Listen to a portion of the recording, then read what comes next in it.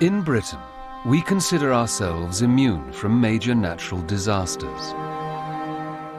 Thanks to our geography and geology, we have not had to endure the catastrophes that have caused such suffering and loss around the world.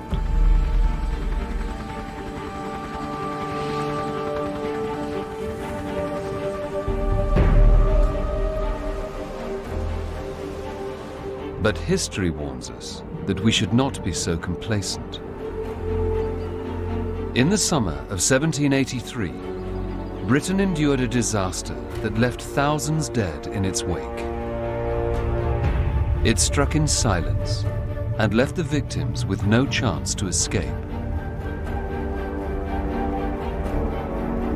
The tragedy turned ordinary men into heroes, while scientists were confounded by the dreadful scenes they witnessed. What was unfolding before their very eyes was one of the worst natural disasters in British history.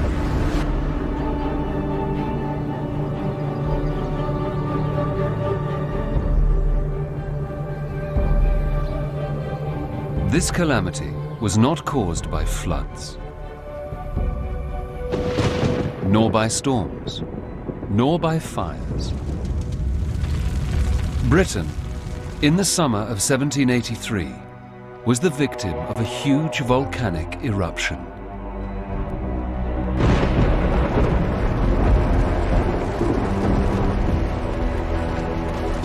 The eruption itself is well known in the scientific community. It is one of the largest. Tonight, Time Watch reveals the forgotten story of the British men and women who fell victim to one of the greatest natural disasters in European history.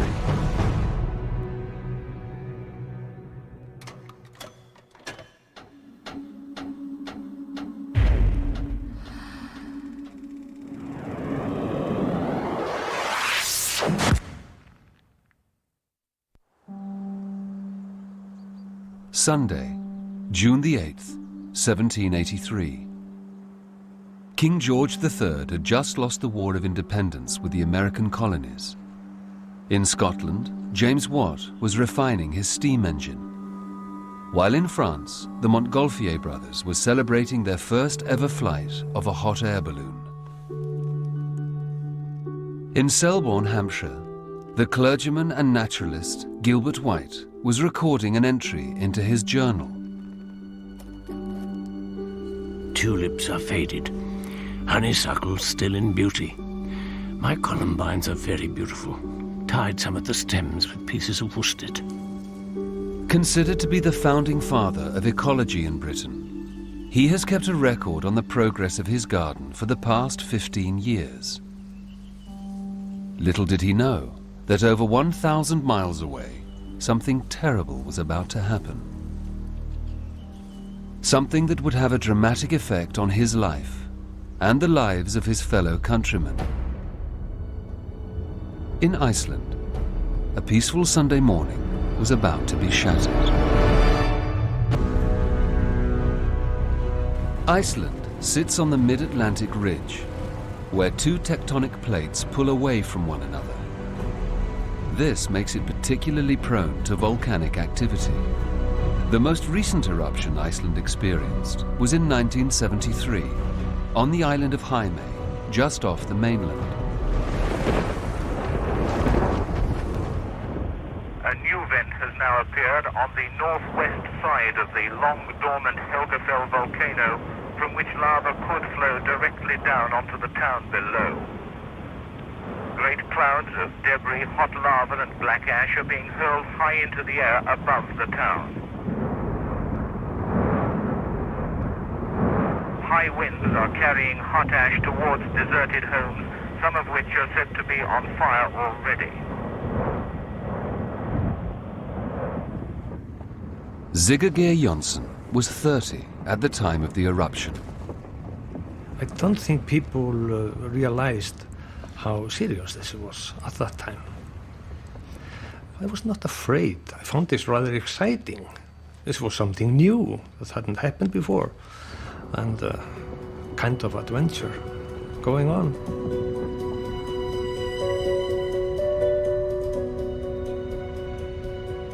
Beside the harbour, men demonstrate their determination. Sigurgeir had to choose whether to leave his home or stay and help. I decided to stay. We formed a special rescue team there, several of us guys. But sometimes we had to stop, because when there was raining ashes and glowing stones over us, we just took shelter and waited for it to go over.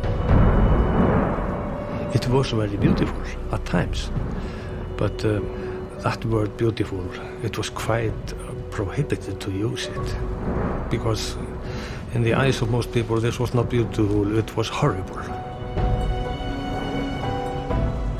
In the darkest days of it, it was very hard to be optimistic. When everything was raining down with black ashes, covering the houses, when the lava was going over, burning them down, well, it was very hard to be optimistic.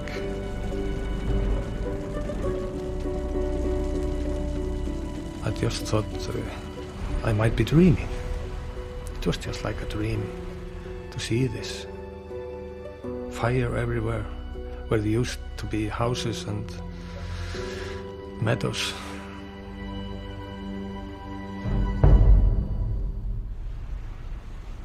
In 1973, they had a good understanding of volcanoes. But 200 years earlier, they did not.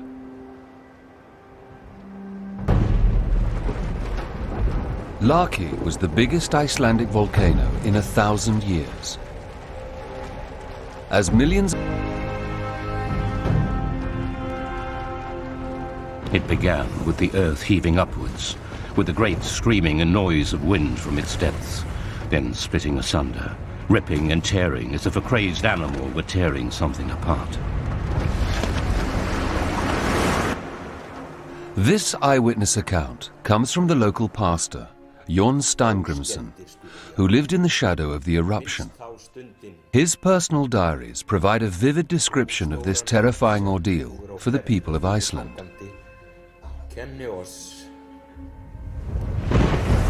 Great slabs of rock were cast up indescribably high into the air, backwards and forwards with great crashes, flares of fire and spouts of sand, smoke and fumes. Oh, how fearsome it was to look upon the tokens and manifestations of God's wrath.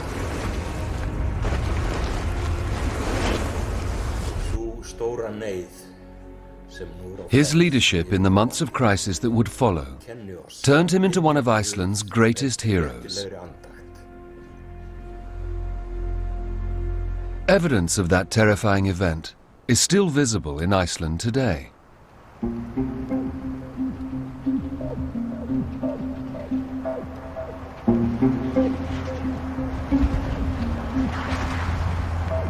Professor Thor Thordarson is a world-renowned expert on the Laki eruption.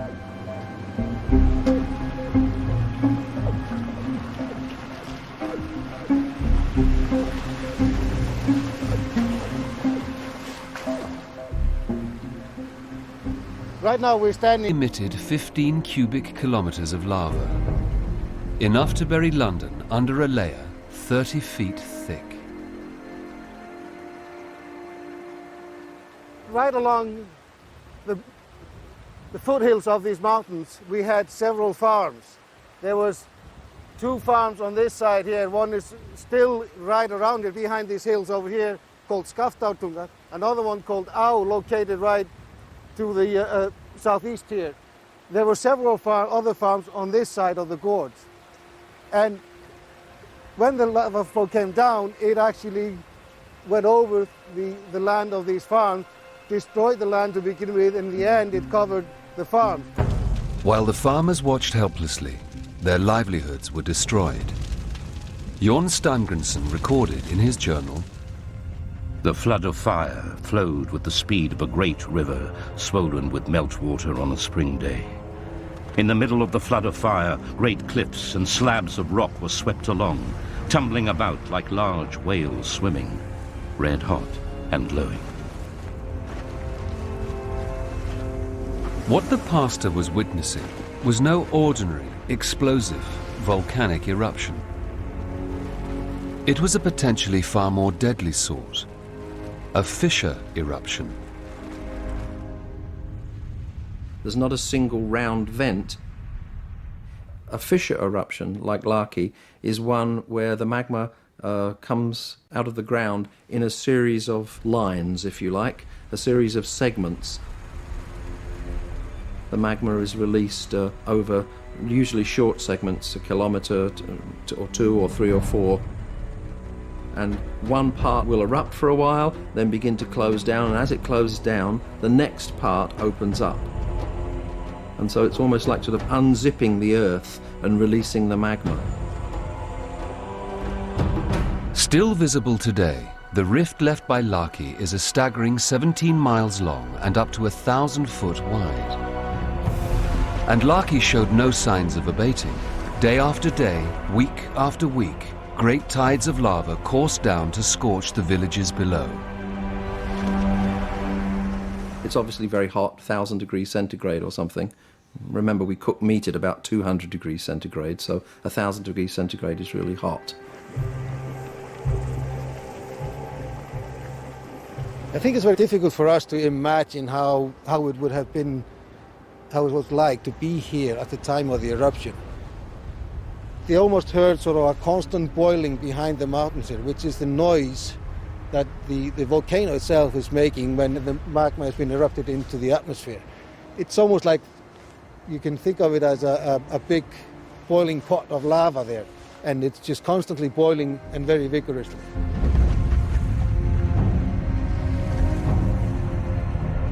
Thor is able to tell us so much about this horrendous event, thanks to Jón Steingrimsson's remarkable testimony.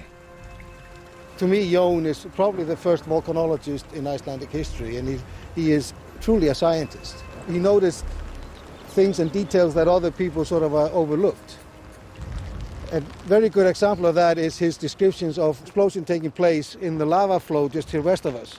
And these explosions were actually producing what we call spatterons, big blobs of magma that got thrown up in the air, and they're still molten as they travel through the air, and as they fall on the ground, they splattered, they flattened out.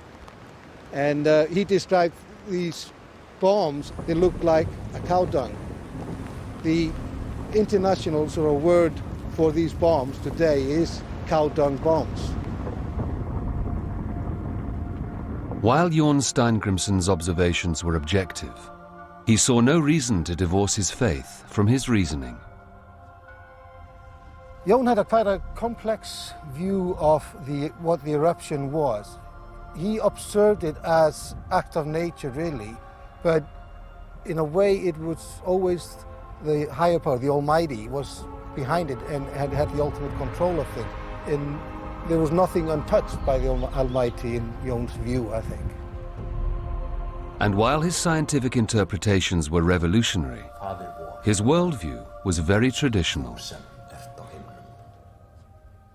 Jón looked at the eruption as a punishment. You know, this is the Lord's way of punishing people who had misbehaved in society, if we can say so.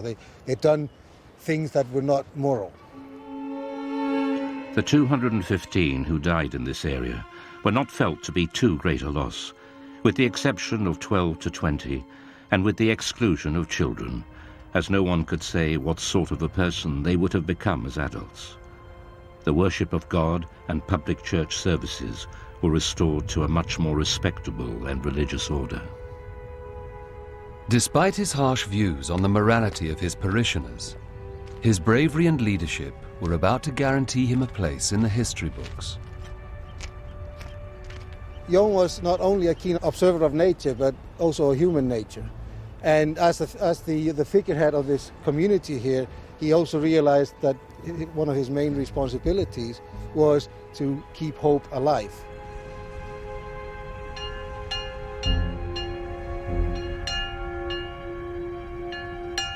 In July, 6 weeks after the eruptions began, Jón gathered his parishioners for Sunday service. Skoðum hvað hér hefur skeð fyrir hans. He asked them to pray to God to spare their lives. Stóra neyð. With the lava edging ever closer, those who stayed were putting their future in God's hands. Jorn even extended the sermon to further test the faith of his congregation. He told them that only their trust in God would save them.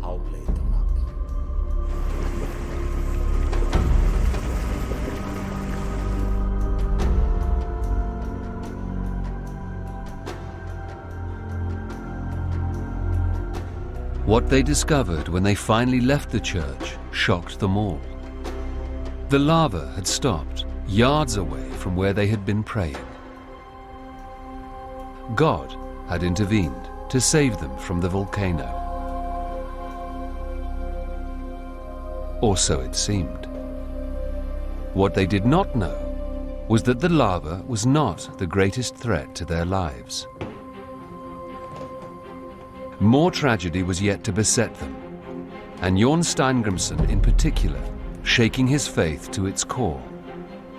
And Britain, so far unaware of the eruption, was also about to suffer the disastrous consequences of Laki.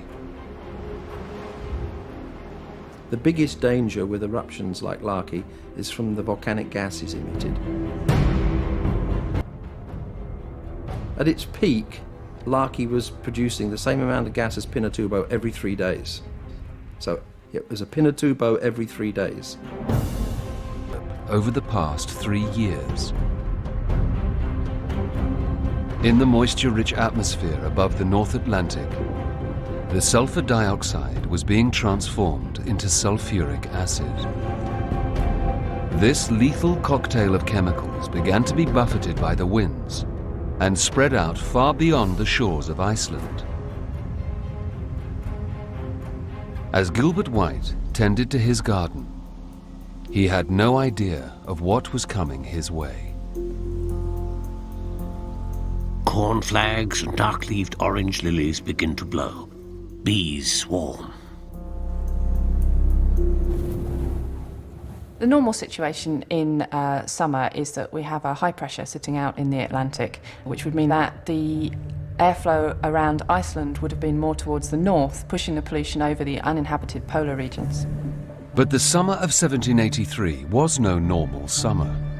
Until recently, it was the hottest on record. This very hot summer in 1783 was the perfect way to distribute material from Laki across northwestern Europe. In 1783, there was a high pressure that had moved slightly further north and east, and this tends to give us more southerly flow. It also gives us clockwise motion at low levels, which would have been perfect for bringing the pollution from Laki eruption down across northwest Europe. With the ideal weather conditions in place, the poisonous fog was about to wreak havoc across the villages and towns of Europe. Tuesday, 10th of June, the cloud reached Bergen. Scorched leaves and ash fall. 16th of June, Prague. The western sky is hazy and the dry fog comes across the Moldau River. 17th of June, Berlin. The sun is dull in its shine and coloured like it has been soaked in blood. 18th of June, Paris. A hot fog obscures the atmosphere. 20th of June, Le Havre. There followed a permanent fog that reached high into the atmosphere. On the 22nd of June, the fog arrived in Britain.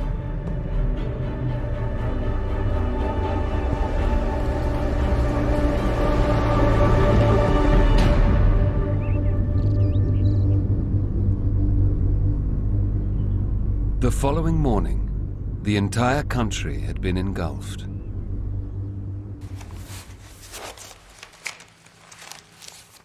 Dr. Mark Brachet has scoured hundreds of newspaper archives for reports of the arrival of the deadly fog in Britain.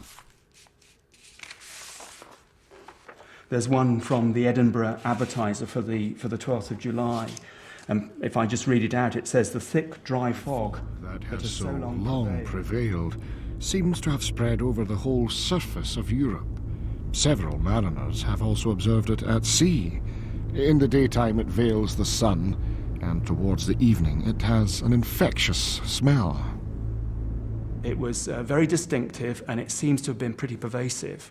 Certainly in some parts of the coast, not just around Britain, but in other parts of Europe, it was so thick that it was impossible to navigate, and the boats were just kept in port on account of this fog. So long in a country not subject to fogs, we have been covered with one of the thickest I remember. We see the sun, but shorn of his beams. The trees are scarce discernible at a mile's distance. The sun sets with the face of a red-hot salamander and rises with the same complexion. This fog was such a phenomenon that it was reported in newspapers right across the country. Throughout most of the eastern counties there was a most severe frost in the night. It turned most of the barley and oats yellow, to their very great damage. What you don't really get in the provincial press in the 18th century is any hyperbole, any kind of histrionics. It's all pretty sober, pretty reserved stuff, very English in many ways. But one has to suspect that ordinary folk who perhaps didn't really understand what was going on were really quite frightened, and you get the odd reference to people falling to their knees and praying, and women running about shrieking and so on. So you do get a suggestion that there was real fear and some considerable panic. Some declare that the sun neither rises nor sets where he did, and assert with great confidence that the day of judgment is at hand.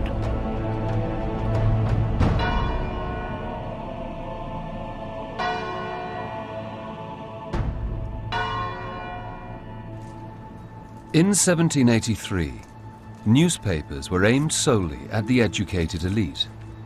One reader would have been Gilbert White. Gilbert White was a Hampshire clergyman who spent nearly all of his life in one place. And he made it his life's work to observe in minute detail the natural history of Selborne.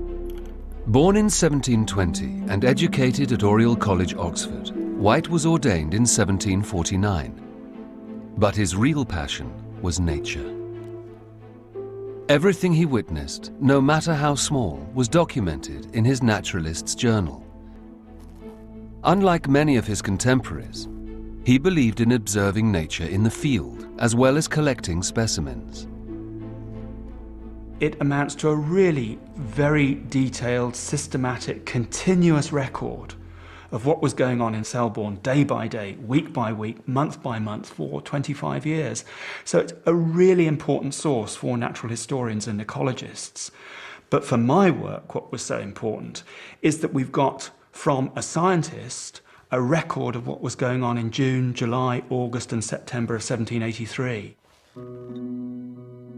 Towards the end of his life, Gilbert White compiled his journal notes into what would become a classic bestseller, The Natural History of Selborne. In it, he described his own experiences of the mysterious haze. He writes that the summer of the year 1783 was an amazing and portentous one, and full of horrible phenomena, wonderful phrases. The peculiar haze or smoky fog that prevailed for many weeks in this island and in every part of Europe and beyond its limits was a most extraordinary appearance, unlike anything known within the memory of man.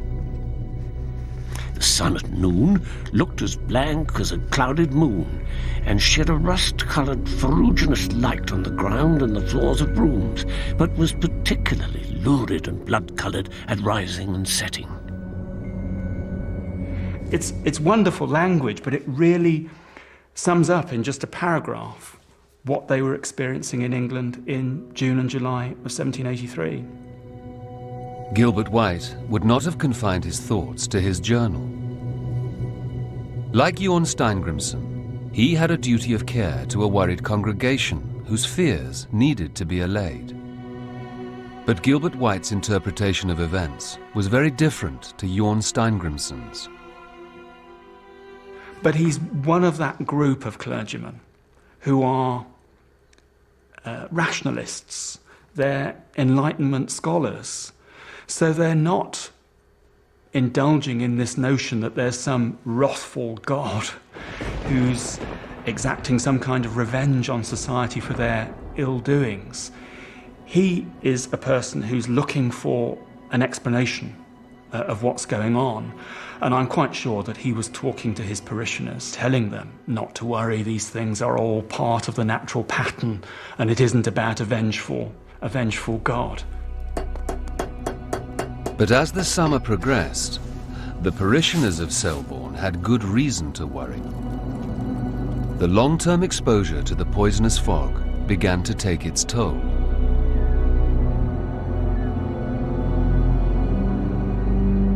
We now know that sulfur dioxide, even at low levels, can be deadly. On contact with the moisture in human lungs, it turns to sulfuric acid and corrodes their soft, sensitive tissue, choking the victim from within.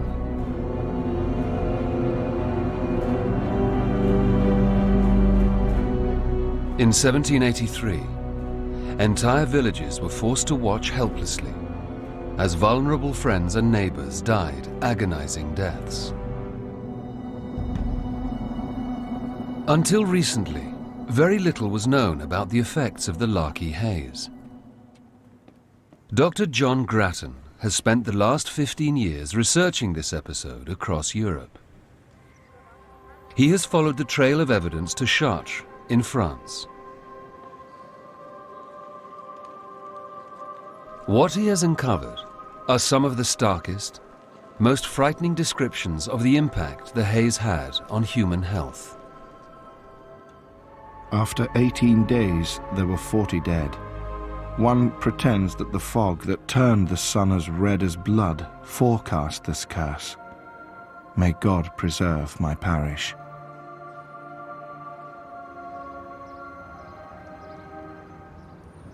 We're in Chartres because this is the centre of an area that was particularly badly affected by the sulphur from Lacky in 1783.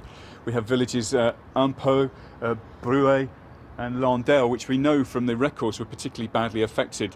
The priests in all those parishes describe the presence of the sun smoke, the sulphurous fog, and how the people of their parishes were being literally killed. They were quite clearly associating the fog, the sulphurous fog, with the deaths. While the sun was obscured, there was a sickness which caused innumerable deaths. The curé of Impot describes how a third of the men of his parish were swept to their tombs while the fog was here. And one can only imagine what that was like. It's a very powerful way of describing this event. A third of the men of his parish swept to their tombs. And this is a sort of common theme that runs through this region. Amongst the accounts of the death and suffering, Dr. Grattan discovered evidence of how the haze struck terror into those that saw it. For instance, in Bruay, the parish priest describes how the people were so afraid of the fog and the devils within it that they got the priest they dragged the priest literally from his house, made him put on his vestments, his holy orders, and perform a service of exorcism on the cloud. And you can only imagine how terrified people must have been at the time. You know, the sun was obscured, and that there was a stench of sulphur in the air, and obviously they thought that the gates of hell have opened and the devil's walking the earth, and they think the end of the world is coming. These apocalyptic scenes caused pandemonium across France and prompted numerous articles in the French newspapers. The French astronomer Lalande obviously observed the fog, and quite clearly he observed the panic that it was causing amongst the populace of France. And he went to the lengths of writing a paper about it, and having this published. And the purpose of this appears to have been to calm the fears of the populace, because he writes in this account that he's seen many fogs like this in the records, and it's nothing to worry about. It's just the air leaving the ground after a damp spring. But of course, I don't think the people took that at all seriously, because they could smell the sulphur, and they knew that nothing like that had happened before.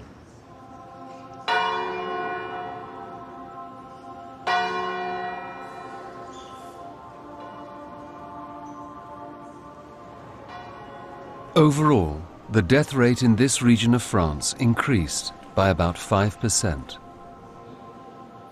But precise numbers for the rest of France are difficult to establish, because French burial and death records have not been compiled as they have been in Britain.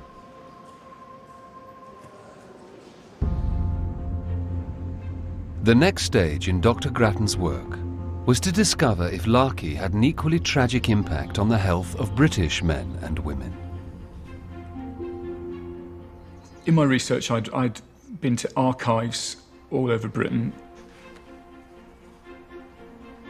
Joseph William, labourer, buried September the 27th. Samuel Flinders, labourer, buried September the 10th. Thomas Butcher, farmer, buried September the 3rd.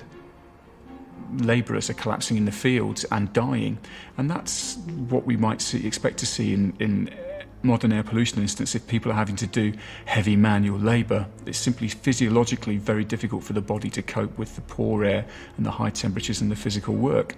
And you can see in the parish records we've been looking at that labourers are there, people in the prime of their life, and they're dying in the summer. But the names of individuals weren't enough. John was looking for a pattern of excessive deaths, a mortality crisis.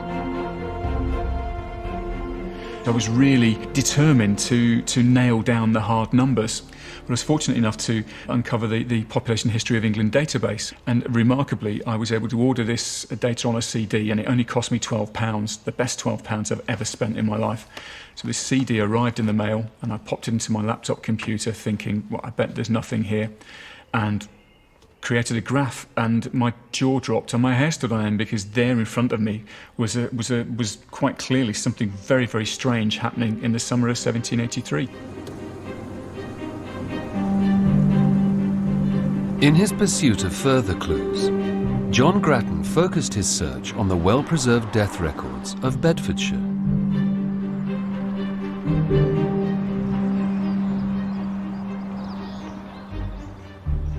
Typically, in a parish like this one, Malden, the normal number of people who might be expected to have died in the summer would be about 4 or 5. And in the summer of 1783, there are 17 people die here. In Cranfield, 23 people die in the summer, and usually they'd see about 6. And in Ampshill, it's 11, and usually it's about 5. So you see, parish by parish, these numbers add up considerably. The evidence John has uncovered is corroborated by an eyewitness, William Cooper, the well-known poet. He saw firsthand the consequences of Larky's lethal haze on the British population. Such multitudes are indisposed by fevers in this country that farmers have difficulty gathering their harvest. The labourers, having been almost every day been carried out of the field, incapable of work, and many die. In total, the death rate for the entire county of Bedfordshire doubled in the autumn of 1783. Well, the figures would tempt us to think that Bedfordshire's exceptional. But we can go south from Lincolnshire, Grimsby on Hull, down into Leicestershire, into Norfolk, Suffolk, Essex, Middlesex, down into Surrey and Kent, and we find these episodes of mortality everywhere. From these 5s and 10s, the numbers begin to escalate into the hundreds, then thousands, then tens of thousands. In total, John estimates that Larky's deadly fog killed 23,000 British people in the summer of 1783, the equivalent of 100,000 people today. Even more remarkably, these deaths occurred in August and September, a season of plenty and historically the time when mortality is at its lowest. Larky's toxic cloud lingered over Britain throughout July and August. But that summer, the deadly haze was not the only ordeal to be endured by the people of Europe. For at that time, the whole continent was being racked by the most incredible storms. The newspapers, before 1783, you don't find weather reports. But suddenly for this year, the weather is so peculiar. The newspapers are full of weather reports. From September, late September, October, they diminish again. It really underlines how extraordinary this episode was. There seems lately to have been an almost universal perturbation in nature. All Europe has been shaken by some uncommon convulsions. The storms which started to occur during the summer of 1783 seem to have been really exceptionally severe. Torrential rain, flash floods, hailstones, huge hailstones that were big enough to kill livestock, lightning on a scale that people had not seen before. On Tuesday last, there was a most tremendous storm of lightning, thunder, rain and hail. A team of 4 horses were upon the road during the thunderstorm. In a flash of lightning, 2 4-horses were killed in an instant.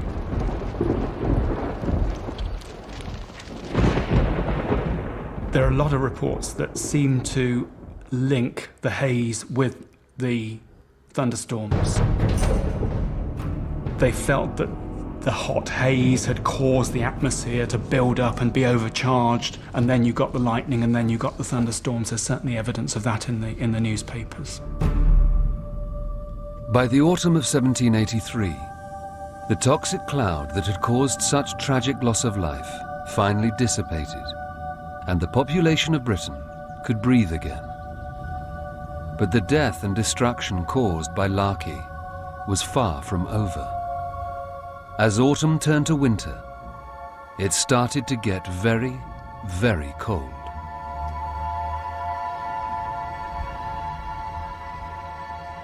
Larky emitted a huge amount of sulfur dioxide into the troposphere, the lowest parts of the atmosphere, and some up at higher levels into the stratosphere.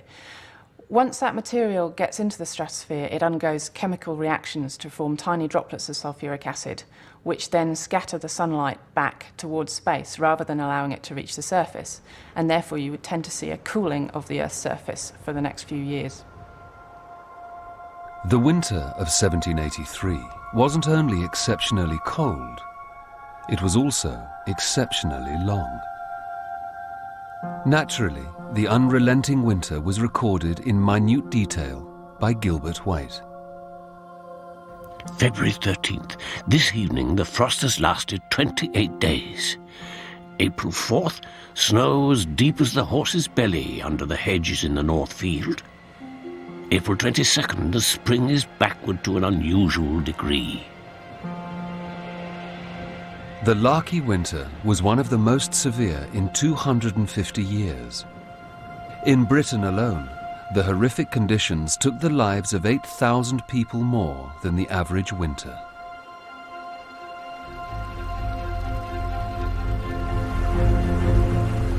When spring arrived, terrible floods of meltwater struck across Europe. In Frankfurt, Germany, the family home of the German author Goethe was flooded. Goethe's mother wrote, "We have had terrible floods here. As I write this, my cellar is still full of water, and ships are passing through our streets. In particularly low areas, the water has risen to the first floor."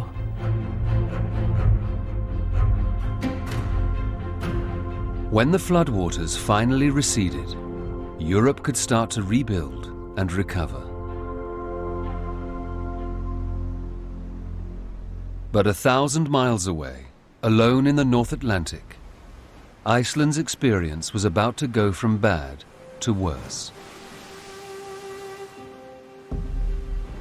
By the time Larky finally stopped erupting in February 1784, it had emitted 8 million tons of fluorine, a highly toxic chemical. The fluorine had mixed with ash and fallen to earth, where it was eaten by cattle and other livestock. The ingested fluorine killed 80% of Iceland's sheep and more than half of all cows and horses. Having survived the volcano, the people of Iceland now began to starve. Jorn wrote, Those people who did not have enough older and undiseased supplies of food to last them through these times of pestilence also suffered great pain. Their bodies became bloated. The insides of their mouths and their gums swelled and cracked, causing excruciating pain and toothache. 6, sometimes 8, sometimes 10 were buried in a single grave.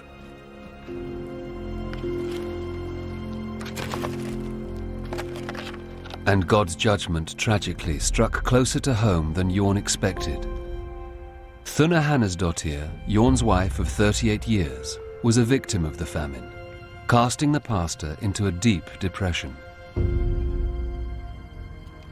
I experienced an overpowering malaise and insomnia, which aroused harmful thoughts in me and every kind of temptation. The period from the autumn of 1784 until the spring of 1785 was the most dismal that I ever lived through. When I lost my wonderful wife, everything collapsed around me. Jorn's wife was one of 10,000 people to die in Iceland as a consequence of the Laki eruption. 1/4 of the country's population.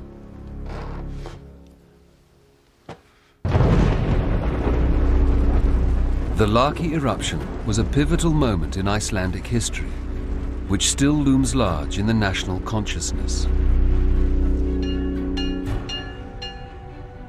School children today are still taught of Jorn Steingrimsson, his fire sermon, and how he managed to keep hope alive and see them through their darkest hour. But until recently, little has been known of how, for months on end, Laki's deadly haze choked the people of Britain and Europe. Towering summer storms destroyed crops and livestock, making front-page news around the country. And a long and bitter winter claimed even more lives. And yet, the deadly aftermath of the Laki eruption has been lost in the mists of time. Unlike in Iceland, our land bears no scar to remind us of this tragic event. Once the haze had lifted, there was no physical evidence of Laki's cloud ever having visited our shores. The names of those who died have long been forgotten. The newspapers, concerned as they were with the foibles and interests of the well-to-do, made no mention of the laborers who died in their fields.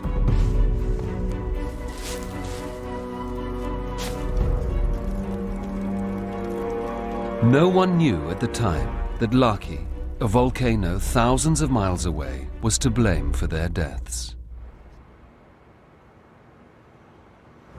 The chilling fact remains that we are no safer today than we were 230 years ago.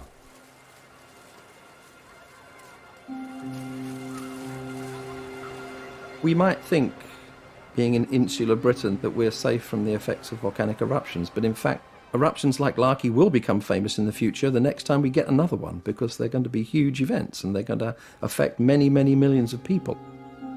While society has changed, nature has not. What has been accomplished in sort of the Western society over the past 100 years or so is give immunization against most of what nature can throw at us. So in terms of relatively small hazard events or fairly short-term droughts or periods of excess rainfall and so on, that society can handle that. What society can't handle are the very extreme events, like we saw with the international tsunami in 2004 with Hurricane Katrina.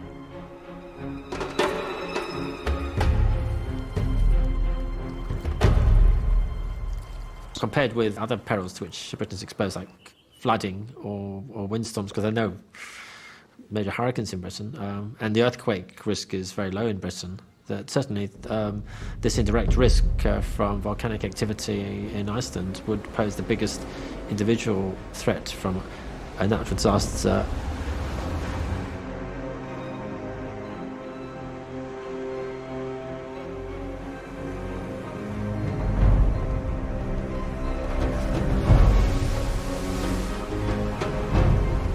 And we really don't know when the next one will occur, but there will be another one.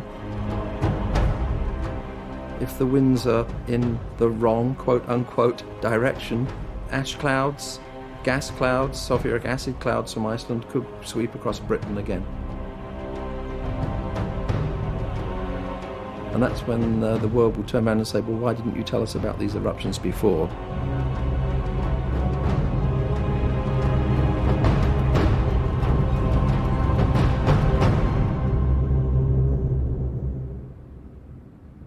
If you share our passion for the past and want to delve deeper into the stories unearthed by Time Watch, why not subscribe to our regular email newsletter for program updates, further information, and access to exclusive events? It costs nothing. Visit bbc.co.uk/timewatch to subscribe.